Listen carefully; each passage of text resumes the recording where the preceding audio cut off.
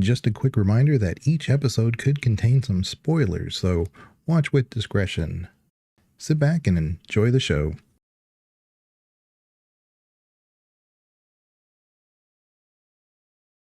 By the way, do you realize that we just recorded a podcast while not recording?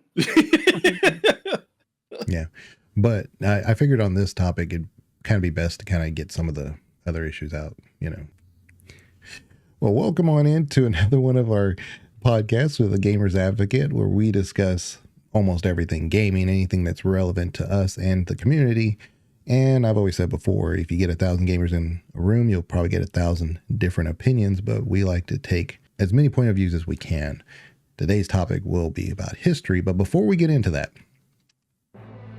we're going to play a game. This game is going to be called Final Fantasy. No. That's not what we're playing. Got it. Okay, my bad. We're going to be playing That's Nice. So I'm going to pick a game this time. We'll do this every so often, and we'll rotate it around.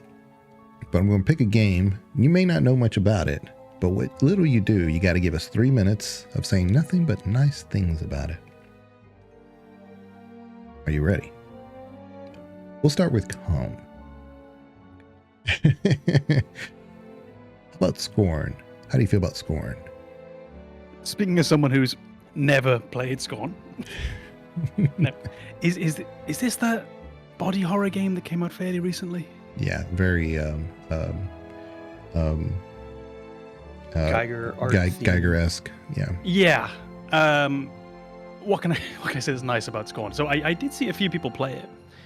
I like that it gave us, for a couple of weeks, an entire platform of people, Twitch, where people pretended to know what Geiger art was.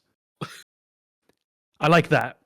It was nice to see the world of art being actually brought very boldly into the public domain, even if we had to do it via a whole bunch of people who were pretending to know what they were talking about and couldn't name another artist except for that.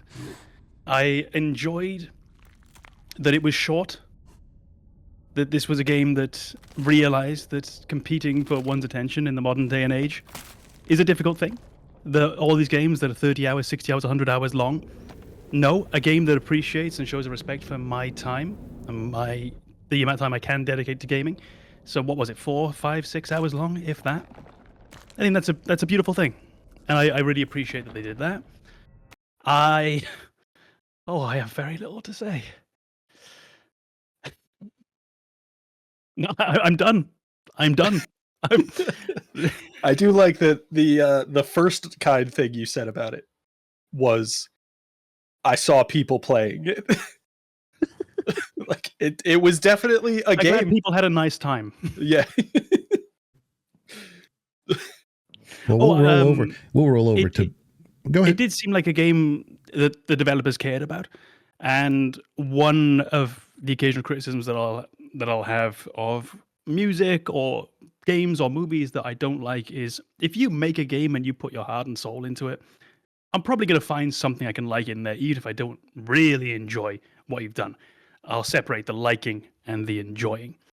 And I can appreciate that, unlike some games I've played, it seemed like it was a game that was more difficult to create than it was to play. Yeah, we'll go ahead and stop there. Since you haven't played the game, that's perfectly a really good answer. Okay, Banana. So since Pacom only went 2 minutes, we'll let you go 2 minutes now. Am I still discussing Scorn? Your favorite game? Yeah. I did get the chance to play through a bit of Scorn. I don't think I did a full playthrough. Mostly because I had watched a few full playthroughs. And I would say it was, for the most part, it was a puzzle game that existed to showcase the art. And I think that was well done, in the sense of, you needed to recognize that there had to be a gameplay element to keep people involved and kind of progressing through the game, but you don't want to detract too much from the goal of your game, which was to showcase the art. And I think it did a really good job of kind of keeping players engaged with what its core focus was, without being tedious and kind of dragging them through, a guided tour of a museum, essentially. And I think that's something that Scourge did really well. I also think they really captured the mood really well in that game. As you're kind of progressing through each of these puzzles, it gets a little creepy and a little uncomfortable. And I think with Geiger's art, I think that's kind of the point, is you're going to focus on a lot of the awkward, weird kind of... I think Geiger focused on kind of insect elements in a lot of the kind of humanoid characters he designed, and it's this weird juxtaposition of a very non-human creature and a humanoid shape, and blending them together creates that discomfort where like these things don't belong together. And I think the game suited that very well. As you progress through all of these puzzles, you're kind of forced to deal with these elements that put you out of your comfort zone because they are just so foreign. They're so not what you're expecting, not what you're comfortable with. And I think that very much matched up with the art style and the goal of Geiger's art. So I think they did a really good job with that element as well. That being said, I can't remember music, which I feel like would have played a huge part in that. I feel like I can add one little thing to maybe round myself up to that 3 minutes, and it's something that Banana did get into, so it's not a new point. But any game that can make people appreciate art, and I don't mean art style, I don't mean art design, I don't mean video game art, but I mean art in and of itself, art in that much wider, broader form of the word, is a good thing. And you will probably find that most people aren't going to go strolling into a museum and look at paintings on the wall or look at art on the wall and appreciate it, especially if it's a more modern exhibition. Or people are probably going to, struggle to really engage with that. And you'll see today, and we've been doing this for a long time, but today examples I can think of are sort of interactive art galleries. If you go to the Atelier des Lumières in Paris, which essentially lets you live inside these pictures. The pictures are blown up onto the walls, they're given movement and life. And it's a way to get people who might not be into art to take their first steps into the art world. And if this game could be that for someone, that's a good thing. Right. Well, I appreciate y'all. I mean, that was definitely a challenge, especially since Com hasn't played it before, but at least you know of it, and that's why I brought it up. So it's an art game that really captures what it's trying to achieve. I thoroughly enjoyed it personally. It's one of those, it's the dividing line. There's some people who just absolutely hate it, but I think the developers embraced that. They didn't hate it because of the gameplay, they just hated it because of how it made them feel or how it looked. And that's just how some of that art works. I mean, I have the green screen behind me, but almost everything I have in this office is dark art. So I have a lot of stuff from Chet Zar and stuff. I've got some one-to-ones and stuff. So I really appreciate that style. But yeah, I appreciate you guys playing that game with us. Today's topic is going to be about history in video games, not necessarily the history of video games. We're saying how history is portrayed in different video games. So clearly we have historical games, and that can definitely apply to this topic.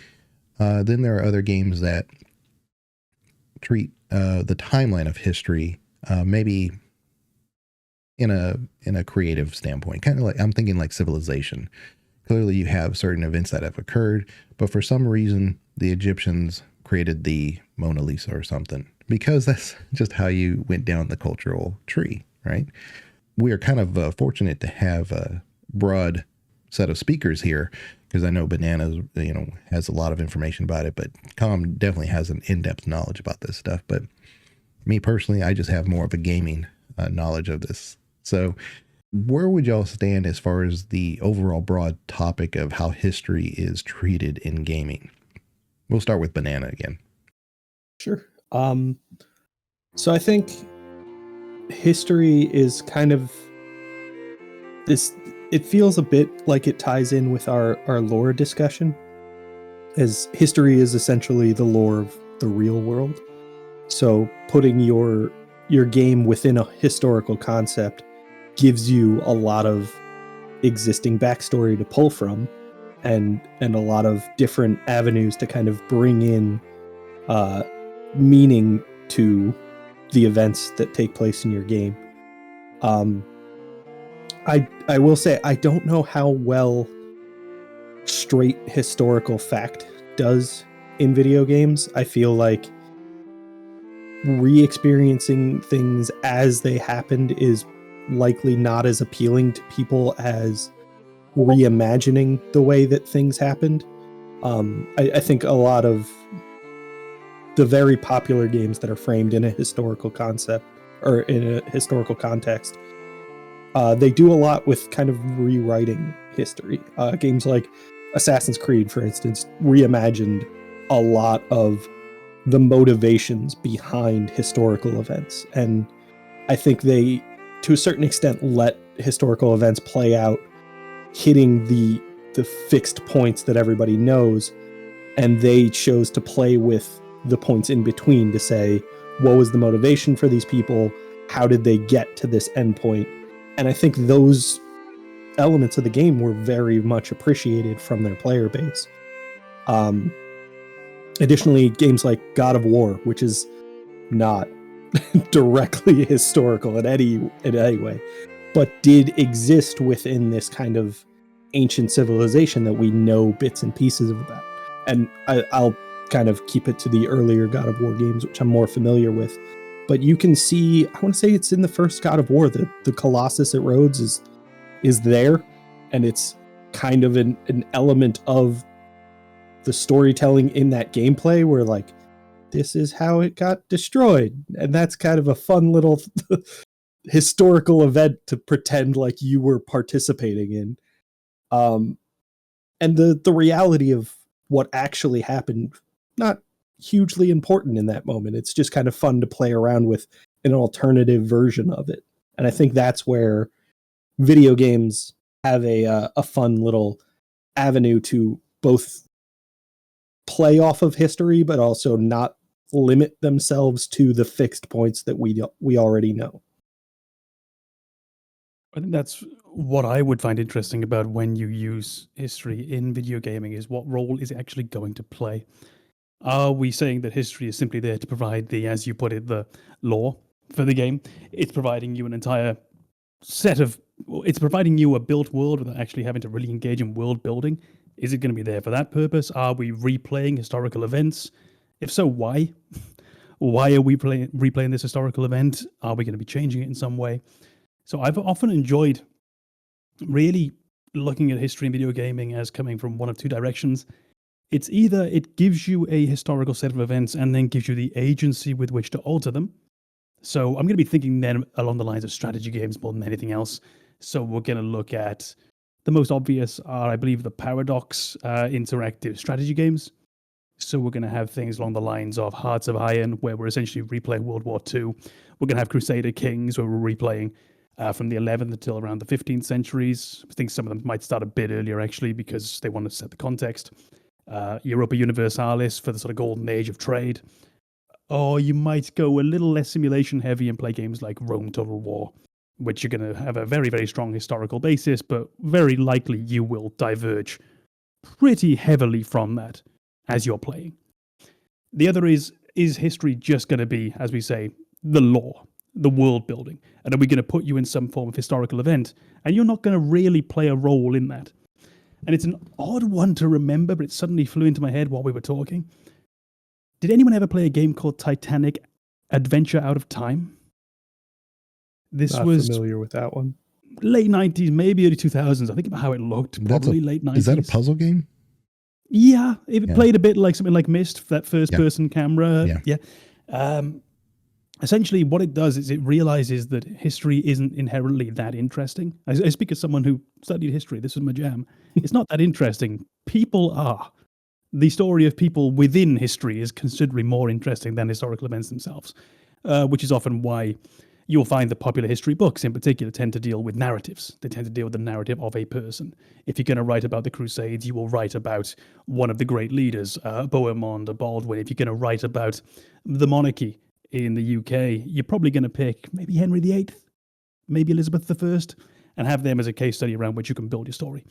Titanic Adventure at a Time puts you on the Titanic while it's sinking, but you have your own mission. You're dealing with your own spy mission to try and stop all the events that take place after the Titanic. World War I, World War II. I think even Vietnam is brought in as something that you can stop by what you're doing on board that night. So they just give you this beautiful backdrop to add a bit of color and a bit of glory, and then you're on board telling your own story. So for me, that's the two things it can be. It can either be background, or it can be putting you in the events and letting you change them. And just when you mentioned about God of War, it threw another old game into my head. The idea of going back and God of War not really being history. It's more based on myth and legend and so forth. There's a game, I don't know when it's from exactly, it's early 1990s, called Darklands on the PC. And it's based in a 14th or 15th century Holy Roman Empire. And essentially you're just playing as someone. Imagine a very, very early form of Mount and Blade. And you're in the 14th, 15th century in the Holy Roman Empire, so it's largely modern-day Germany, possibly a bit of Denmark, a bit of the Netherlands. And everything that they believe to be is real in broad language actually is real. So you're living in this historical world, but the myths that take place within the forest, and German forests have a lot of myth associated with them, it's real in that world because it's what these people believed. So they give you this history of the region, very, very fact-based, but it just relies so heavily on accounts from the time that you get this wonderful, magical world built in this historical background as well. I think it exists in other media, but it's I would consider more of a failure in other media to say we're going to look at the elements of history where people kind of rejected reality and imposed their own version of an explanation for something. Like if you look at games like Castlevania, and there's this kind of all of these rules that are imposed around vampires and how they interact with the church, and there's, you know, holy water and all of these, like the garlic and laurels, and there's you know, tools at your disposal to hunt down vampires. At a point in time, that was history, not mythology. There were people who genuinely believed vampires existed and hunted them. And I think that's an element when you're going back and looking over history books. It's just like, how could people believe this? And then when you play it in video games, you're like, this is awesome. I'm glad people made stuff up and believed it with their entire being, because it's kind of fun to go back and play around with that version. But that's what really is important with history as well, is history isn't static. It doesn't exist. And it's not a topic I'm going to get into, but the idea of statues that we might have torn down in the last few years or so, people would say that's erasing history. I would disagree. These statues, to me, they're the opposite of history because they're so permanent. It's a block with some text on it. That's permanent. There's no engagement there. That's just a memorial. It's heritage, not history. And history constantly changes and evolves, and our perception of what is real and what is correct evolves. And there is, as much as we might not like to think about it, there is stuff that we think today and that we believe today, and it's a little bit different because we apply generally the scientific method to the world around us. So we often have a reason to think of what we're thinking, whereas historically there was a bit more of a supernatural, superstitious element to logic, if you will. Not through everyone, but in the general populace at least.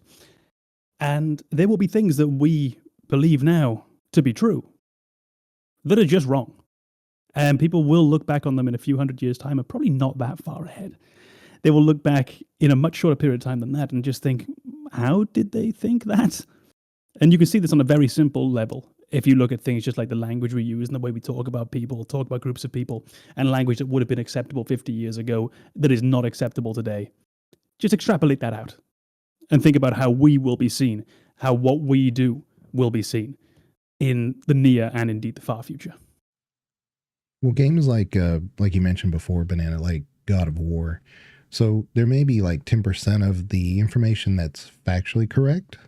I think the danger comes from applying that 10% and then misapplying how it was destroyed, like the Colossus of Rhodes. So you have a person who may not know anything about history, which is, whatever, but they learn about the cost of roads, which is good.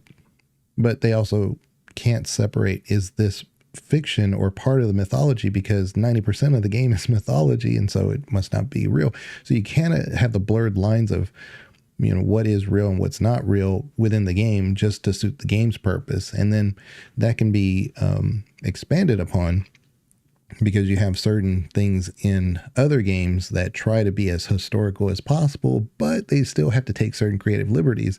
So if you have a game that's maybe 50, 60, 80% historically accurate, now you're applying that other 20% as assuming to be correct as well. A lot of sim games are kind of like that.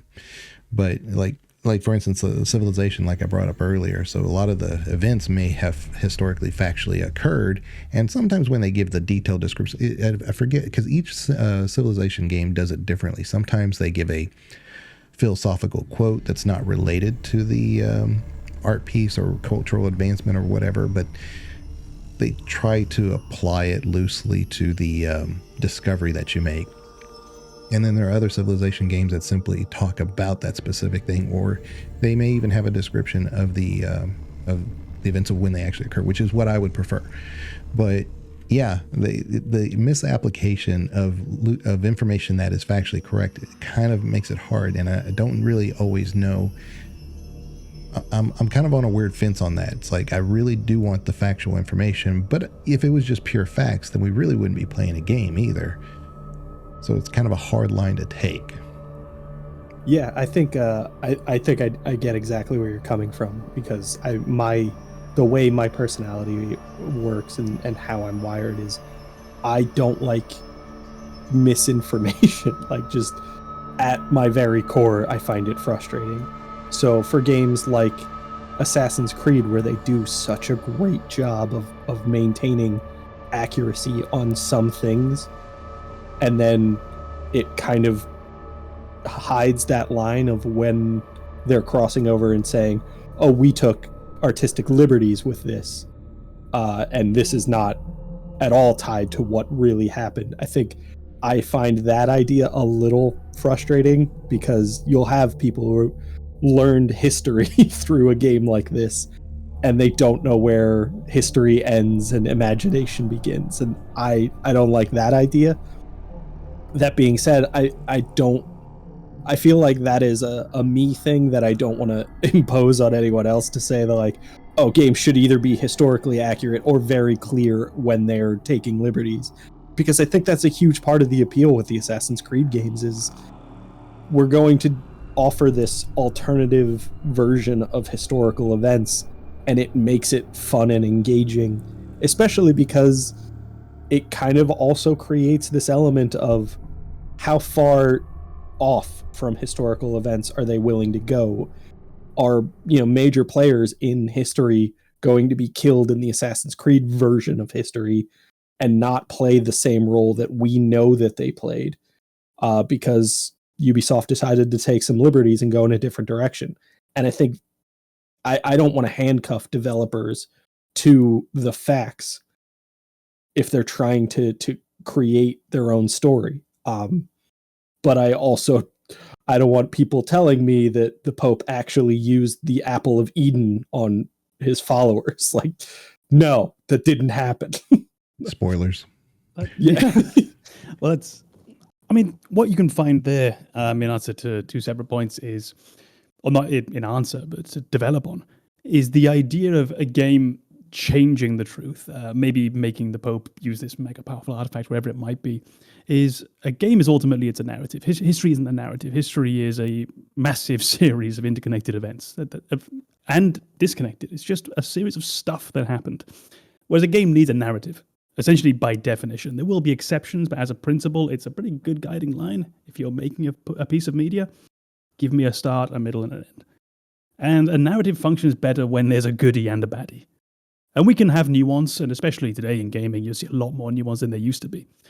But if we have to juggle with the historical facts to get that good guy, to get that bad guy, I can see where it comes from. It's a shame. But I can see where it comes from. I can see the real practical purpose behind it. And I can absolutely see why in their position I would do exactly the same thing. The other thing I was going to briefly speak on to was when you said the idea of someone learning history from these games. And I can say with certitude.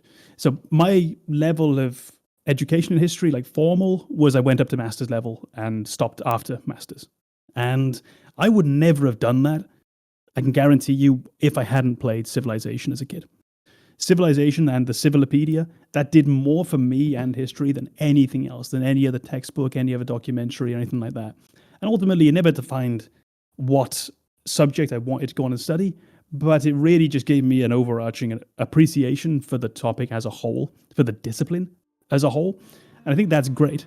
But it's like you said, where do you draw that line then between narrative liberty and being able to make your own decisions on how history actually played out for the sake of your game? And when people are learning from games in that way, you can end up with how I am with most of history. So I've got my master's in history, but that just means I know a lot about a very specific thing. There's a whole lot of history I don't know about. A whole lot. To which my level is no higher than the average hobbyist and probably quite a bit below. If you're a hobbyist, you've thought about this, you've read about this. I probably haven't. I've just seen movies, I've seen TV shows, I've played games.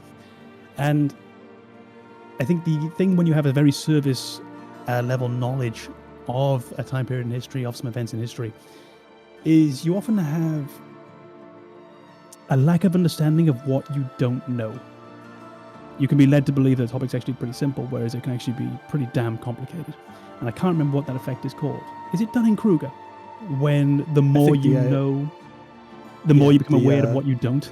The element that at a very low level of understanding, you have a great deal of confidence. That confidence plummets as you learn more and then starts to rise again as you achieve expertise. But you will never be as confident as you were when you knew next to nothing. 100%. My desk right now, because I was thinking, well, we're doing history today. I've got a series of books directly related to like my master's thesis next to me. And I put them there specifically because I was just thinking there's so much that I could get wrong if I go just by memory and if I just try and think spontaneously on the subject. So I better brush up on it. But I tell you what, I was very keen to talk about Scorn and I ain't even played the fucking thing. Not even for a second. I've seen someone play it on Twitch, and that's all. You kind of see why I really wanted to pick a game that I thought maybe you hadn't played, just to kind of throw that element of discovery. Right. I was going to, sorry, one last thing as well. There was a third point. It was about games and their value in historical study. Very specifically Assassin's Creed, and I think this only applies to the modern generation of Assassin's Creed, since Assassin's Creed Origins now contain a museum mode where you can walk around through the game world. There's not going to be any enemies, there's not going to be any story, but essentially it's going to be like walking through a living, breathing museum. And that, I can imagine, if it's done correctly, could have immense value for imparting a love of history into people playing these games, but also just as an educational tool. I would love to see a situation where we could genuinely use that in the classroom. I think the only problem is that ancient Egypt and Greece are generally not that widely studied at a school level, so it might not be the most practical. But if we were able to get museum modes in video games for World War II, for World War I, for Vietnam if you're in the USA, for the Tudors, for the Stuarts if you're in the UK, I'd love to see how we could incorporate video games into genuine academic education. Yeah, I knew nothing about Japanese history, and when I started playing Ghost of Tsushima, I was like, "Oh, this is very interesting," because I never really thought, from a very ignorant childhood growing up, in the Texas Panhandle, my idea of a great warrior from Japan was a ninja, And, you had the Teenage Mutant Ninja Turtles that came out and everything. And so it had nothing to do with, samurai and stuff. So just to be clear, that's not a historically accurate account. Teenage Mutant Ninja Turtles. It's fiction. I have to rewrite my thesis. Wait a minute. Spoiler. Another spoiler. But now it's just full of spoilers today. That's why I didn't get the PhD. Yeah. Yeah. I would just love if they pinpointed that as the reason. Over-reliance upon the Teenage Mutant Ninja Turtles. Yeah.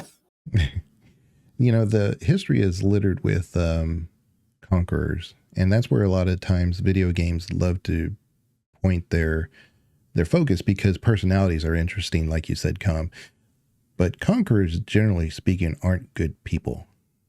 They're not. I can't think of a single one, to be honest. But yet, we have several games in our arsenal that say Caesar, wonderful. Alexander the Great, wonderful. No one's making a game about the wonderful Genghis Khan, but they're all conquerors and they all get portrayed in a certain way. And that's kind of what I was saying, is that I think developers have the necessity to make their game interesting and have that be the priority, because at the end of the day, you do have to make a profit, but there also has to be a certain level of understanding of responsibility, moral responsibility, to say, these people aren't our protagonists necessarily. This is just what they did.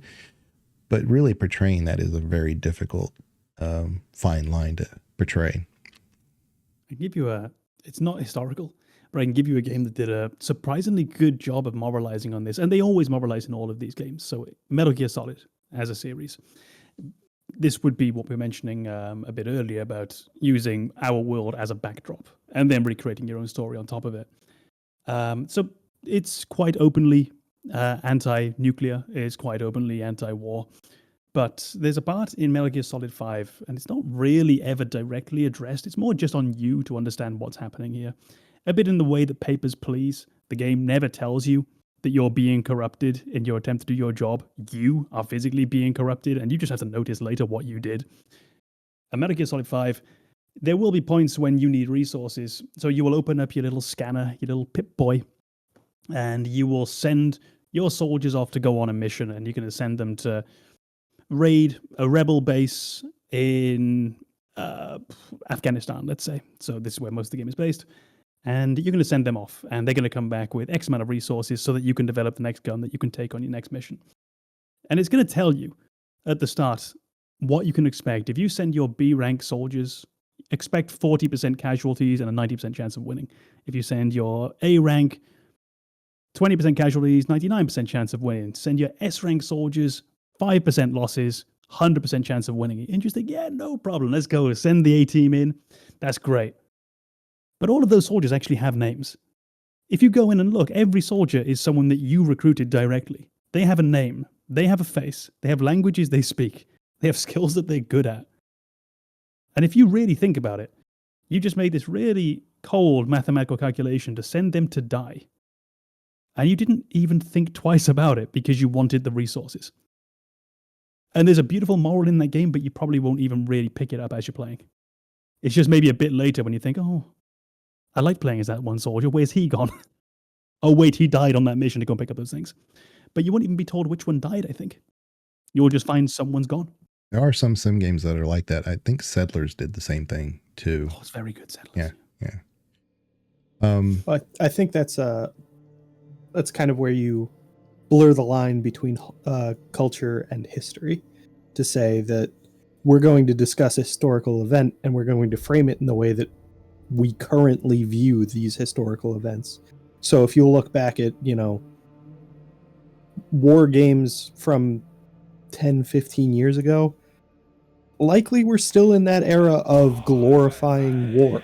I know, just coming from an American background, I think that was a very popular kind of point of view in American media, was glorifying soldiers, glorifying war, and it was reflected in a lot of media. And I think we're kind of moving away from that more recently to have a kind of recognition of the reality of war and the chaos and the inhumane practices that arise in the middle of it from people you would have otherwise thought were great. And I think that's what you see in games when they tie to historical events, is they're not necessarily just providing you with the information. They're providing you with the perspective on those historical events from when the game was developed, or maybe they'll put the effort in to build that perspective from another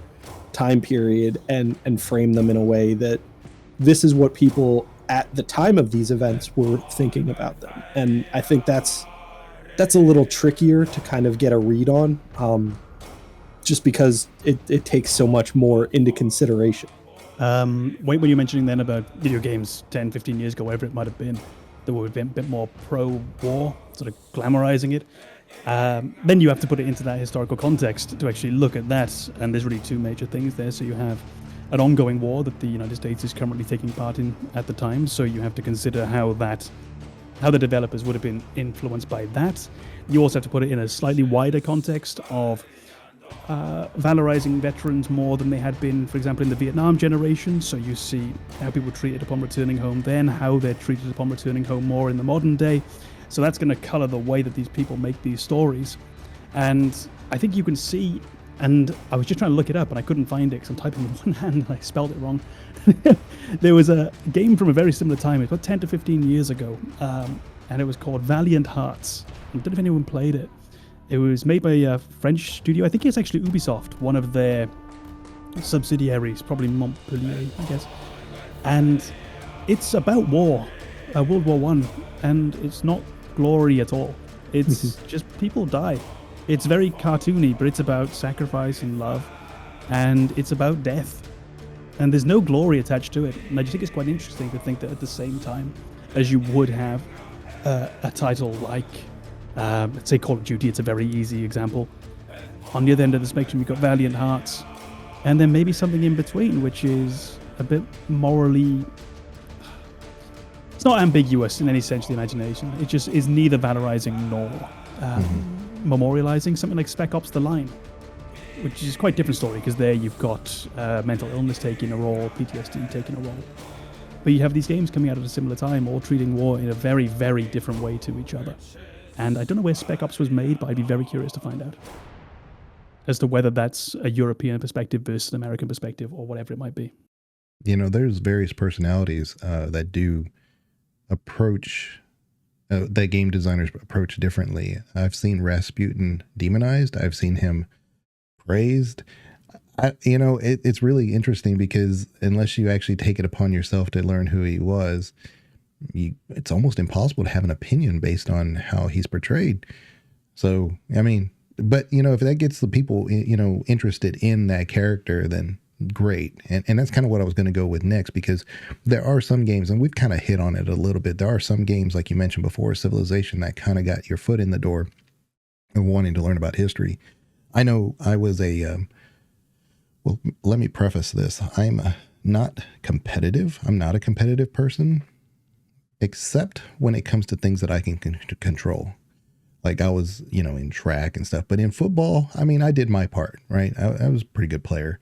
Baseball, I was a really good player, but I did my part. I wasn't really like, so distraught because our team lost. I mean, it was a loss, but I wasn't super competitive, and I wasn't one of those, because I have kids, that pushed all that on my kids at all. If they want to play sports, great. If they don't want to play, but when it comes to things we that are I not can, the same. Yeah, I'm a bad loser and I'm a worse winner. And all of your kids are playing sports. But coming full circle, like if I'm playing tennis or golf or an RTS, you're mine. There's not going to be another outcome here. So I'm very vicious when it comes to that. I have actually had to stop playing RTSs because I'm very aggressive. And one of the first RTSs out there was Age of Empires, which I played upon release, the first one. And I always would pick Sumerian because a lot of players that I would play against would do the tactic, which is a very good tactic of just finding your player, killing these workers, handicapping them, and then, moving on, and then, slowly taking them over, but they're not able to advance because they don't really have that basis to gather resources. So I'd always pick Sumerian because they had more hit points. But my point here is that, I mean, some Sumerians have more hit points than the rest of civilizations out there. I mean, it doesn't really make sense, right? But I do know a lot of people who really got into history and they started loving history because of Age of Empires specifically. So that kind of comes back almost full circle with what I'm trying to say, is that I think there are certain games that, at least by trying to keep a certain historical accuracy, it weighs the good of piquing people's interest versus method to sell games.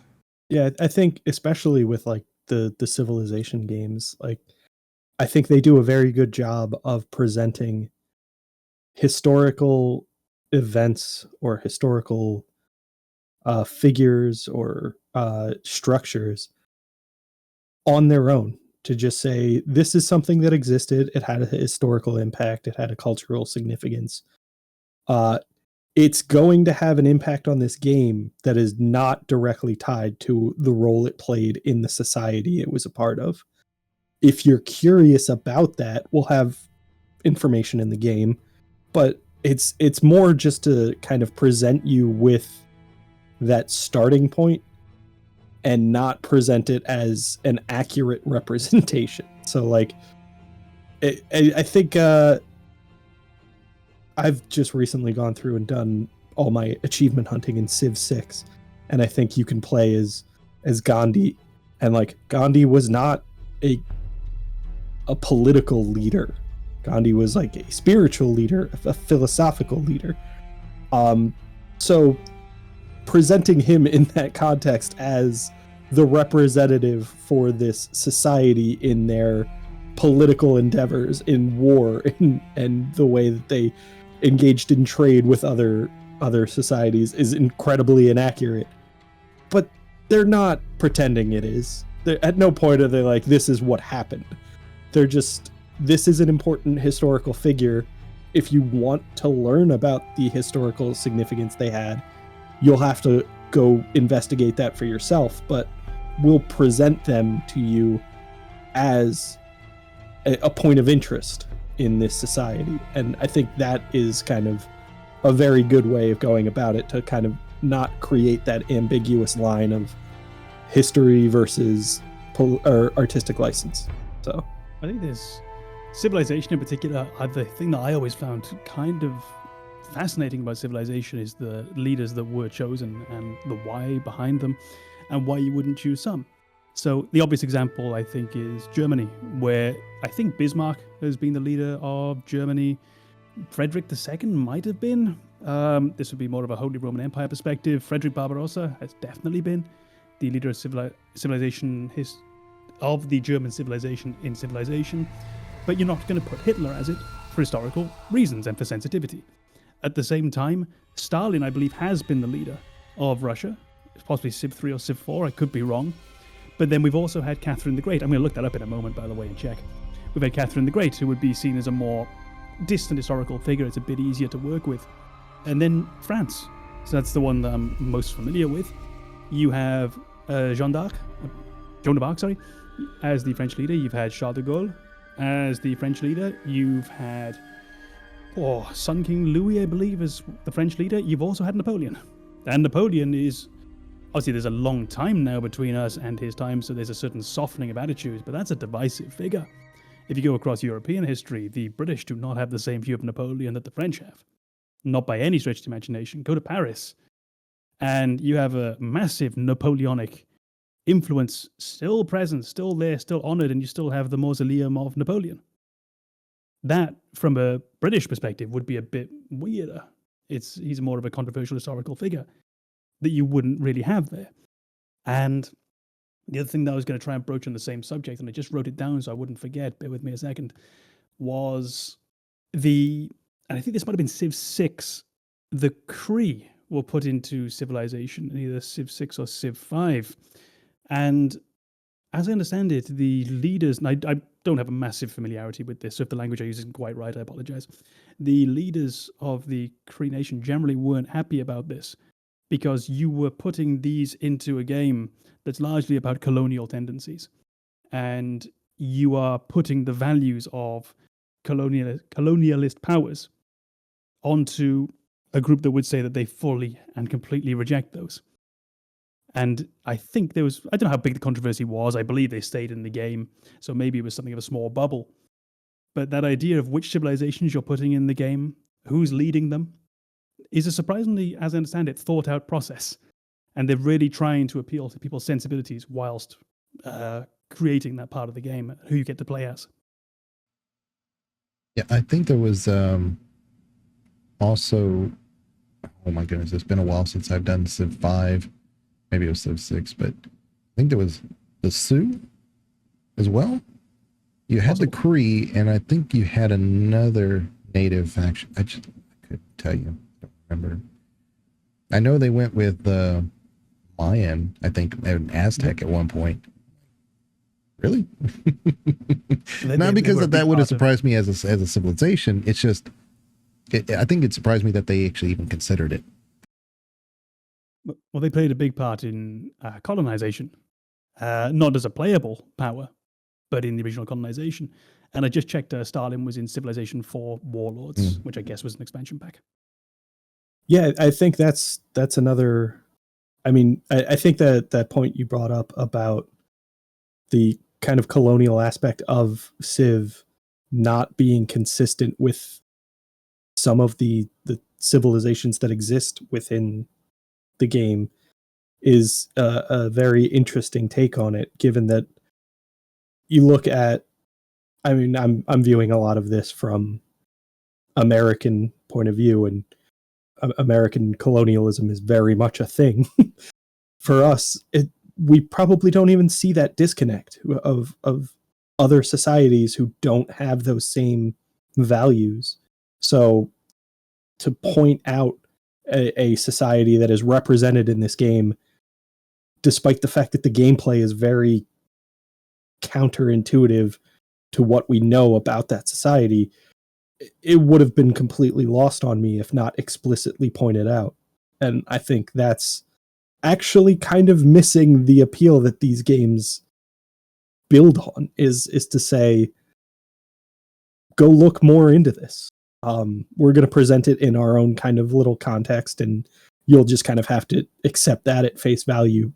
But I think there are elements of the game that encourage people to go look into things a bit more. And then in this regard, I would say this is something that I completely missed just because of, the environment in which I was educated. That's myself. I have the same perspective, not exactly, but Western European.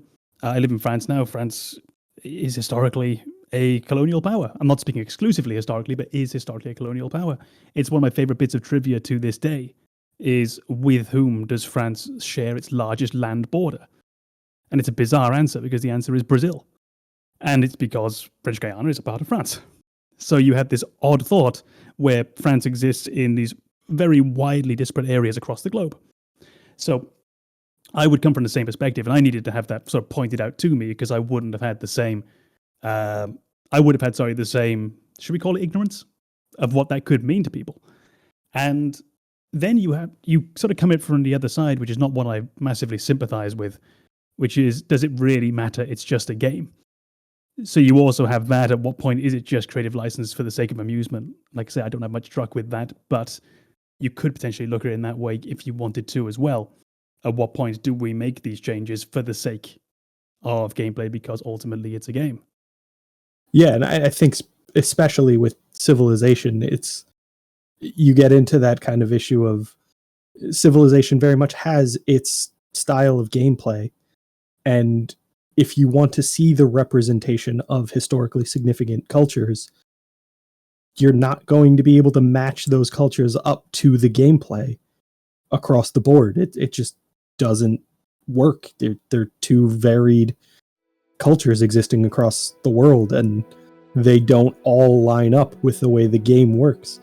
But does that mean we don't represent them, or does that mean we take that license to make sure that they exist within the game as, representation, and it's just inaccurate? You need to kind of take that responsibility on yourself to go figure out where those inaccuracies exist. Well, that would be on the same subject. I would then question, is it a lack of imagination on the developer's part if they're unable to incorporate these other civilizations into the game in a way that's maybe more reflective of who they were and who they perceive themselves to have been? And the easy example in Civilization is to think of Venice. Now, you can play as Venice, but I believe you can't actually found other cities. the idea of Venice as a city-state in and of itself historically, rather than a direct expansionist power on the Italian mainland. Venice tended to exert its influence in other territories, Venetian Cyprus, Venetian Crete, the Venetian influence on the Fourth Crusade. It was a slightly more soft power, not very soft, but slightly more soft power rather than directly conquering somewhere and placing down the flag of St. Mark on the battlements and saying this is Venetian territory. Well, they reflect that in the game by not allowing you to build other cities. And you have to have interactions with I think they're called city-states, the smaller secondary powers, and try to bend them to your influence. And maybe if you're playing that game and you know nothing about Venice, and you find yourself wondering, why can I only play as this one city? Why can't I build settlers? You might then look it up and see why did they take this approach. And it might be a way in that leads you to learning what's quite unique about Venetian history or the other Italian city-states like Milan, like Bari, like Pisa, which weren't included in the game. And maybe there was a way they could have done that for other civilizations too. But then at that point you have to wonder, should they have then done that for everyone? Did you have to make it uniquely French, uniquely British, uniquely Japanese, uniquely blah, blah, blah? Well, I think, like I said, just having recently played through Civ 6, I know there are scenarios in Civ 6 where they kind of more appropriately build gameplay around the specific civilizations that are involved in that scenario. And it's more of an alternate gameplay. I mean, the mechanics of the gameplay are the same, but it's not a just go dominate. Sometimes the objectives are, survive. Sometimes it's work together. Sometimes it's, build, a market across these societies that works and creates this kind of like, sustainable trade environment. And I think that's where you get into the more accurate representations of these cultures. But at the same time, once those societies are involved in that scenario, they're playable in the original gameplay, which is where you disconnect from the way that those societies actually worked. So it's a tough one. I think if you were to present societies or civilizations in that game in only the context where it makes sense, you'd be limiting yourself a lot, and people would likely be wondering, why can't I play as these in just kind of a quick play game? So I think that's a tough one to navigate. Well, there are a couple of examples, and I think, but they're more modern historical games. Games like Mafia, LA Noire. They're American games, but they don't obviously cover all issues during that time period. But a significant amount of immersion due to their coverage of it being the way it was. You have the vehicles and the type of rules and the overall thought processes of certain things, and how they're quick to make certain decisions based on the culture at the time. So it actually kind of works in that regard, because they're using history as their point of reference, and it lends that immersion to really sell the story. But yeah, they're few and far between. Well, that's interesting to me what you were just saying then, is games using their context, and that being the history. Sorry, getting their context from their history. So LA Noire setting itself when it does, Mafia setting itself when it does. I love the idea, actually, that games in and of themselves are also historical documents. If a game is based now, today, we've got a game released in 2024 that is set to take place in 2024. I love the idea that in and of itself then becomes a historical document for the era that we're currently in. Right. And I can't remember what game it was, but I remember a few months ago I was playing something from my Steam backlog that was probably released in 2006, 2007. I remember at one point the character got a flip phone out, and there was just that moment of, we did have those. and I kind of miss mine. And that odd moment of the game showing me, communicating to me the history of the world, that is almost more useful than any newspaper article from the time would actually have been. That 5 minutes I spent in that game of my character navigating that world, seeing they still had a landline telephone hung up on the wall in their home, seeing they still had probably like a big, what do they call them, CRT monitor? CRTs. Yeah, I wasn't sure for a second. If only we had an electrical engineer in the group. Cathode ray tubes. Lucky us. Not me. That's Banana. That's no, not no, me. I know. That idea. I would have corrected you if you were wrong. You're not here for fun. This is a mirthless quest towards knowledge. Oh yeah. If the 6 episodes up until now haven't made that clear, we are not here for fun. No one is going to be entertained by this podcast by design. Yeah. We can write jokes. We choose not to. It's a deliberate. Yeah. But yeah, that idea, of games, they can be based in history and therefore act as a sort of secondary historical document. But I love the idea of them being almost a primary source for what a time was like. A game based in its time, from its time, developed in its time, and what then that can tell us about society. And the fact that maybe in 50 years' time, if we're all still kicking around, maybe we can show our great-grandchildren, whatever that would be, heavy rain, and show them how homes used to look. Because you get that 5 minutes walking around in the house at the very start, and you will be able to show them this is what society looked like. Yeah, you look at again another game game series that probably Banana doesn't care for, but some of those Telltale games, not the fantasy ones, but like Life is Strange. Well, that's not a Telltale, but it's in that same kind of spirit where you have choices and those choices have consequences and they can be permanent. But a lot of them set their time and place in the 80s, 90s. And I think there's a reason for that, though. So back in the early 90s, yes, we had cell phones. They weren't common. We had pagers. You'd go get a page. You'd go call somebody on the phone at the convenience store and say, what do you need? And then if it was really urgent, they would put 911. We had all this stuff. But my point here is that communicating back then, it wasn't as easy as it is now. So you take a game like Life is Strange and put it in the early 90s or something. You can use that historical truth of not being able to communicate quickly and having to go experience these things for yourself. Say, I need you to come over. I got to show you this. Well, can't you just take a picture and send it to me? No, I can't. Yeah, we could literally be FaceTiming right now. Yeah. And that's where you get context, historical context, right. And geographical context. The one I was thinking of at the same time was it's an old trope, but think of the TV show Breaking Bad, which can only really exist in a certain time period in a certain country.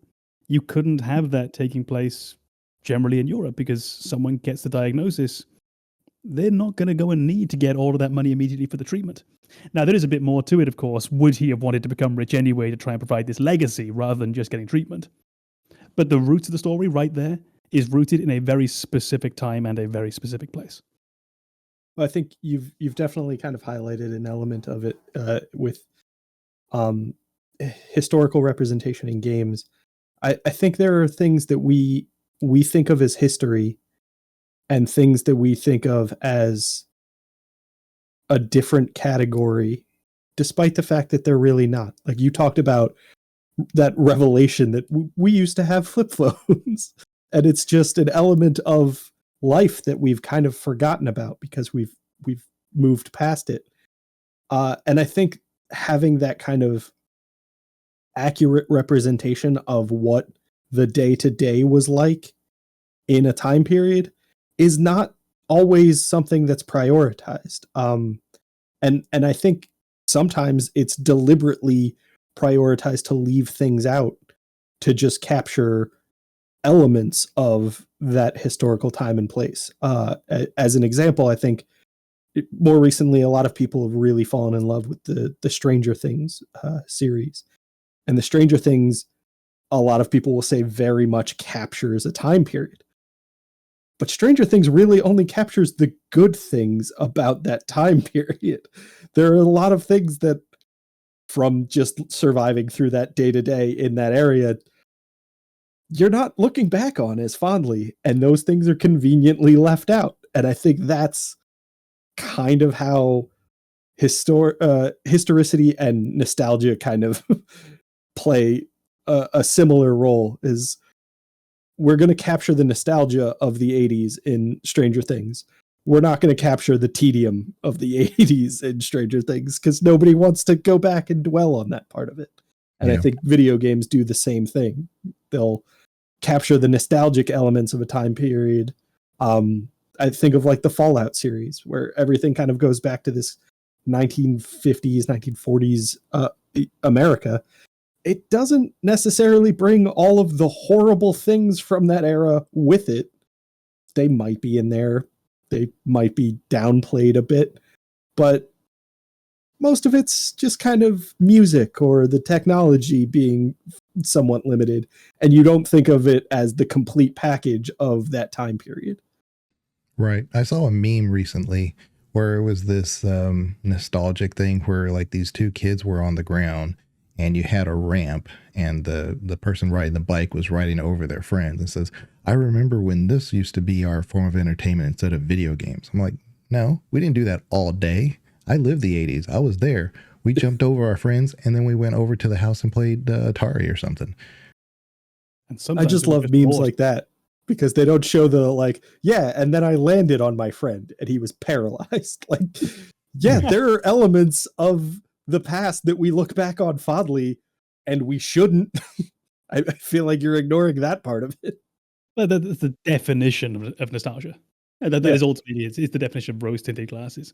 And when you were saying about like the day-to-day life, that's an interesting thing as well, is the problem with day-to-day life in historical games. Now, if we go a bit further, and so I studied like medieval history. That was my thing. So for me, anything after sort of 1650 is not history. Like that's like journalism. Yeah, that's current affairs. But if we go back to the period I'm familiar with, we just don't know a lot because a lot of time has passed. And we didn't write stuff down.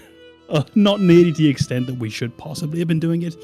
And that's going to be from a lack of interest. It's going to be from a lack of people being literate. And the example that I kind of had with me is it's on my desk. And I deliberately picked it up like for this reason. It was my specialist subject, which is weird because I kind of look like I'm on Mastermind right now. That is a very specific reference. The First Crusade. We know probably more about that than we do of almost any other event of its time. I've got in my hand one book. That's the Gesta Francorum, or the Deeds of the Franks. I've got in my hand another book. This is Fortune of Chartres, and that's an account of the journey to Jerusalem. And I don't have, because I can't find a copy, the book written by Raymond of Aguier. Those three books are the three sole accounts we have written of the First Crusade. Written by contemporaries of it, who were actually on the journey. That's it. 3. For possibly one of the most epochal events at the time. 3. And that's why we don't know jack generally about the everyday life of people, is if you can only get 3 writers to write about that, no one's writing about toilet habits. No one's writing about life. And you have to really do a lot of creativity to create these worlds and what they might have been like. And I think that's where a lot of historical writing in particular, not so much nowadays, always had this very, very nice, bright view. And you get this a lot in fantasy in particular, Tolkien fantasy. It's very bright. Life's just nice most of the time until the big bad thing is happening. That's where I often enjoyed more things that were on the lines of the Game of Thrones style of fantasy, which was actually pretty damn dark. Because the average person's life was hard. The average person's life wasn't easy. The average person's life on a daily basis could end. And that, I think, is something that's also very hard to put into a game because that's just thoroughly depressing. And I don't necessarily want to play in my escapism hour. I don't want to play struggle. That's not a struggle to kill a boss. That's not a struggle to save the world. I don't want it to be a struggle to drink water. Yeah. And I think you've also hit on another element of history that makes history in any medium a bit difficult, and that is we don't write about, or at least until very recently, we don't write about what is mundane to us as history. So that day-to-day life, people are like, yeah, everyone knows what day-to-day life is about. I don't need to journal this. I don't need to detail what I do every day because everyone knows that. And then a few hundred years go by and none of us know any of what they're talking about. So I think that's where you kind of, in any form of media, you have to recognize that disconnect to say, there are things we don't know. We're imagining here. We're going to do our best, but that's the nature of history. Is we have only what we know, and we don't know what we don't know. Yeah, and we have to accept there's a lot more we don't.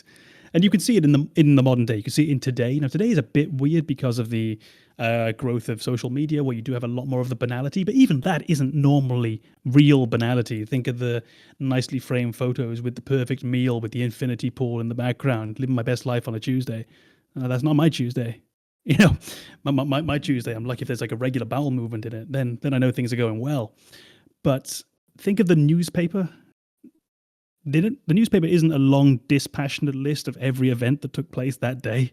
It doesn't list all the murders that didn't happen, for obvious reason. I'm not saying it should. What we chronicle is the more interesting, is the more unusual, is out of the mundane. And if we just take that back a few hundred years to when we just have a massive paucity of sources in comparison to what's available today, and then go a few hundred years back further than that, we're lucky if we've got anything about the banality of life. And that's where we often have to end up working with the archaeological record, which is notoriously difficult to work with. It's funny you say that, because I always like to, well, not always, but I mean, I like to bring an extreme example to kind of prove a point sometimes, even if it's not the correct example or correct assessment or whatever. I just like to make a little point.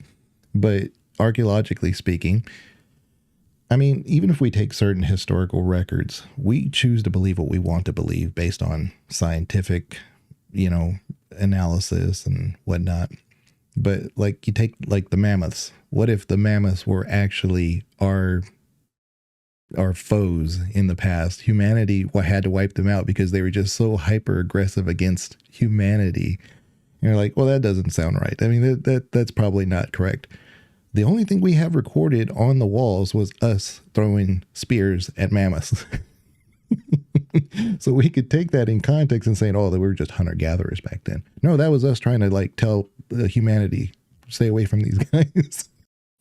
I'm sensing mammoths invented the your mama joke, and that's exactly what is being represented in those drawings. And it's a bitter war that hasn't ended to this day. Mm-hmm. Mm-hmm. Well, we wiped them out. Over here in Europe, I know it's different over there. Yeah. Yeah. I think one, I guess we're coming up on an hour now, but one other point I wanted to bring up is, we can go longer for sure. But, it takes very similar to like the time periods that we know and trying to apply a game to that time period. I think sports is really interesting because they sometimes more recently have been taking legends from certain games, and it's that whole adage of like, could so-and-so play in our time and still be just as good and things like that. And now you can take the stats of those players and put them in a game with modern players and, find out. But then again, we're still using our controller or whatever to make that determination. So we may still suck and the player could be, really good. So it doesn't really prove that point. But I think it's kind of interesting that there have been like some baseball games, some basketball games where you can put Jordan up against, Kobe or whatever. And I think those are really interesting too, because on a more lighthearted nature, we couldn't be able to do that if we didn't have those points of data and be able to apply them in a game. So, well, oddly enough, and it's interesting that actually we've come to sports in the final moments of the previous podcast and in this one. You have a very, very simple version of alternate history right there. As soon as you step Muhammad Ali into the UFC octagon in your game, you are living out this entirely different reality that we could never have done, like you say, outside of video gaming, outside of purely just a theoretical exercise in the mind. And I love that idea of sports offering up alternate history in that way, which I had not considered. Yeah, I think, again, sports is a very kind of unique point of view on that, given that I think there are events within sports history that actually had a dramatic impact outside of the sport. And we've chronicled events like that, things like, Olympic finishes, things like the Miracle on Ice game. They've been tied to media and other forms. I think in those events, it matters, but I think generally outside of those specific things, the outcome within sports games is not really tied to anything beyond the sport itself. And that's kind of exactly where you thrive with alternate history, to say, what if things played out differently? And as long as you could just kind of compartmentalize that, things can play out however you want them to. And again, sports has a unique advantage in that regard of, overwhelmingly, it's not going to impact too much outside of the sport, with a few exceptions. So why not just say something else happened? I love that. I love that for the very compartmentalized alternate history. Yeah, if we do go down the classic route of someone goes and baby Hitler, no, we don't know what comes after that. The game that I briefly mentioned earlier, Titanic, you have these irrelevant things that you're doing, like finding a copy of Omar Khayyam's Rubaiyat on board the Titanic, and I think if you find it, then you stop World War II happening. Because, at some point, the butterfly effect. And I love that idea of just sports being very, very isolated. And it's just these two men in the cage. It's just these 22 men or women on the field. And that's it. And when we look at alternate history, nothing else changes outside of that. I love it. I love it so much. Yeah, there are some athletes that I think were exceptional regards to the time period, and you don't always see them represented in some games. So I'll be specific, like Ben Hogan. Ben Hogan, I think, would have just excelled in any era. He wrote a book, which there's golf lovers out there, or if you are wanting to learn, Googling him. yeah, if you're wanting to learn golf, he wrote a book called 5 Lessons of Golf. It's a real small pocket-sized book. He wrote it so that you can keep it in your pocket while you're playing golf. There's nothing like it. That is the best book ever written about golf and how to learn to play golf. He was amazing. He could play in any time, any period. He was from Texas, so had to bring him up. I think that's a funny one, because I remember learning about kind of like golf legends from playing old Tiger Woods PGA Tour games, and there were historical figures in those games that, like, legendary golfers that I didn't know, and Ben Hogan was one of the ones that I learned about through that game. And then there were I'm gonna screw up his name. I want to say it was Seve Ballesteros.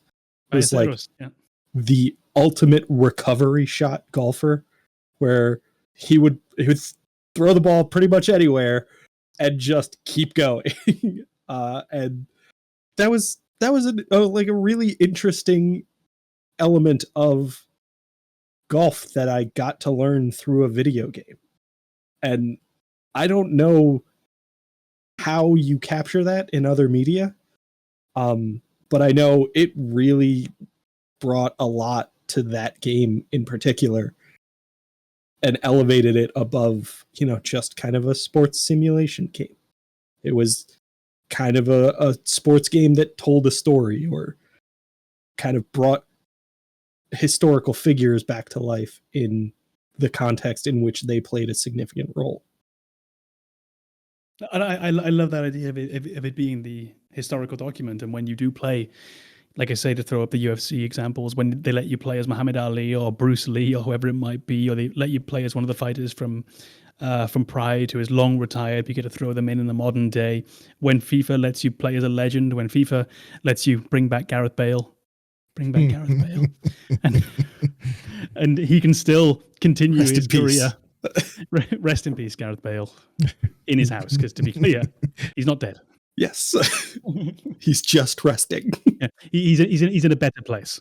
I think that's an easy way to say it, right? He's in a better place. His home. This idea of what a game can be actually outside of its very, very immediate idea. A golf game is a golf game. A UFC game is a UFC game. It's a game about punching people. FIFA is a game about putting the ball in that net more than it going in this one. But then we can apply that extra context and narrative on top, and we can actually learn from it, as you learned about Seve Ballesteros. Well, I appreciate everybody coming in today, of course, talking about history. It's a meaty topic, and I'm pretty sure we'll circle around, come back, and talk about it some more. But of course, if the audience want to take a moment to point out, we didn't inject Final Fantasy VII into this conversation. And until now. I'm proud of us. But if anybody, if any of the viewers or want to make a comment about any games that we may have missed or any other historical figures you found, If you want to inject Final Fantasy VII into this, We'll be feel in free. We'll be in there. yeah, or if you want to talk about Final Fantasy some more, just put it in the comments. I'm pretty sure one of these two will be happy to respond to that because I wouldn't even know how, but that's fine. All right. Well, we'll check you guys later. Take care.